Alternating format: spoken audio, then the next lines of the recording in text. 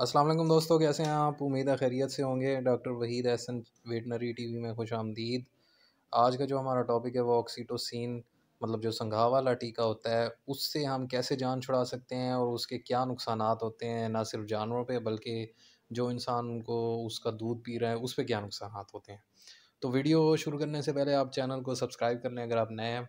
और मेरे ये स्क्रीन पे और भी टॉपिक्स शो हो रहे हैं जो मैंने अपने चैनल पे अपलोड किए हुए हैं। अगर आपके रिलेटेड कोई इनमें से टॉपिक है तो आप वो ज़रूर देखें और चैनल को सब्सक्राइब लाजमी करें, क्योंकि इन वीडियोस को बनाने पे काफ़ी टाइम भी खर्च होता है और मेहनत भी लगती है, और ज़ाहिरी बात है तजर्बा और वो इल्म भी इनमें होता है। तो आप काइंडली सब्सक्राइब कर लें और वीडियोस को लाइक और शेयर ज़रूर करें।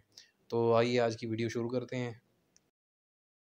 तो सबसे पहले मैं आपको ये बताऊंगा ऑक्सीटोसिन बेसिकली है क्या। ऑक्सीटोसिन एक हार्मोन है, पेप्टाइड, जो हम अक्सर मतलब यूज़ तो इसको कई और हैं, लेकिन जो डेयरी फार्मर हैं वो ख़ास तौर पे भैंसों में इसका इस्तेमाल करते हैं कि वो गाय या भैंस जो है वो दूध नहीं दे रही होती तो ये इंजेक्शन लगाने से वो फ़ौरन पसम जाती है या संघा कर आती है और इस तरह दूध देती है।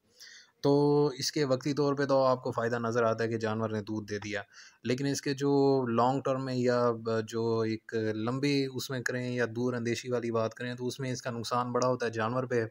क्या नुकसान होता है कि जानवर जो है अगर गबन है तो वो अक्सर इससे उनकी अबॉर्शन हो जाती है अगर ज़्यादा लगा लें या बेहतियाती करें, या अबॉर्शन नहीं भी है अगर जानवर अभी गबन नहीं है तो वो टाइम पे वारे पे नहीं आता, क्योंकि ये सिर्फ दूध वाले ग्लैंड्स मतलब मेमरी ग्लैंड्स मतलब चड्डे या अडर पे असर नहीं करता, बल्कि ये साथ साथ जो है जानवर की जो बच्चादानी है उस पे भी अफेक्ट करता है और उसके बड़े नुकसानदेह इफेक्ट होते हैं।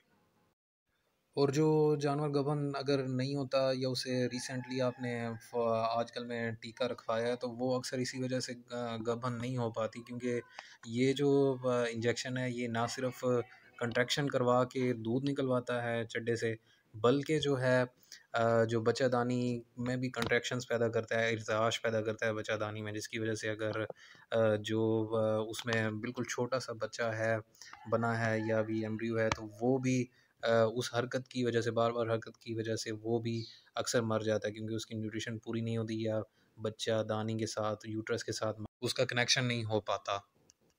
तो अब आते हैं इसके हल की तरफ। हल भी इसके आसान है, 2 तरीके हैं।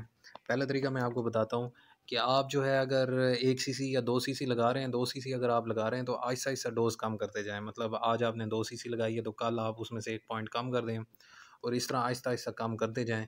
1 हफ़्ते बाद इंशाल्लाह बिल्कुल क डोज़ कम हुई हुई होगी और उसके बाद अगर आप सिर्फ़ सुई लगाएँगे तो उससे भी वो पसम जाएगी।